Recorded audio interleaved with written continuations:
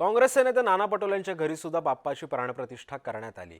राज्य सरकारला गणराज सुदबुद्धी देव असं सुद्धा साकडं जे आहे ते पटोलेंनी बाप्पाला घातलंय। मनोज जरांगे पाटील यांचं जे काही मागण्या आहेत ते राज्य सरकारनं मार्ग काढून ते आंदोलन थांबवावं अशी सुद्धा प्रतिक्रिया नाना पटोलेंनी दिली आहे। आपण पाहतोय नाना पटोलेंच्या घरी बाप्पा विराजमान झाला। यावेळी त्यांनी प्रार्थना करताना सरकारला सद्बुद्धी देव अशी सुद्धा प्रार्थना बाप्पाकडे केलेली आहे। सोबतच मनोज जरांगे मुंबईच्या दिशेने रवाना झालेले आहेत आणि याच पार्श्वभूमीवरती सरकारला सुद्धा मार्ग काढून त्यांच्या मागण्या पूर्ण होऊ देत असं सुद्धा त्यांनी बाप्पाच्या चरणी प्रार्थना केली आहे।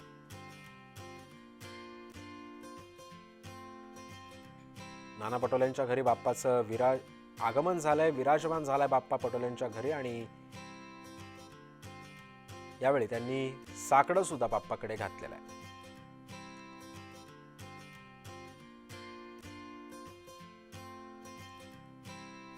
पूर्ण राज्य जर बघितलं असेल आणि देशात सुद्धा गणरायाचे आगमन होत आहे आणि या आपल्यासोबतच काँग्रेसचे नेते नाना पटोले आहेत, त्यांच्या घरी सुद्धा गणराय विराजमान झालेले आहेत।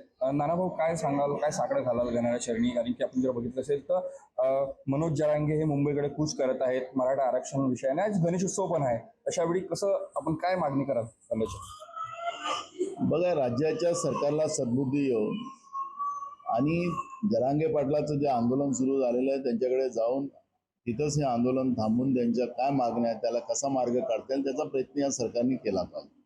आपण जर बघितलं असेल तर मनोज जरांगे यांची समजूत सुद्धा सरकारच्या वतीने करण्यात आली, कोर्टाने सुद्धा त्यांना परवानगी नाकारली।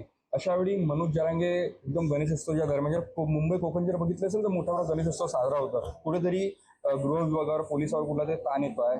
काय यात सरकार समजूत काढण्यात कमी पडत असं तुम्हाला वाटतं? हे प्रकरण 2014 ते 19च्या काळात निर्माण झालेलं आहे, ज्यावेळेस फडणवीस राज्याचे मुख्यमंत्री। त्याच्यानंतर पुन्हा एकनाथ शिंदेच्या सरकारला तिथं पुन्हा ही परिस्थिती निर्माण झाली।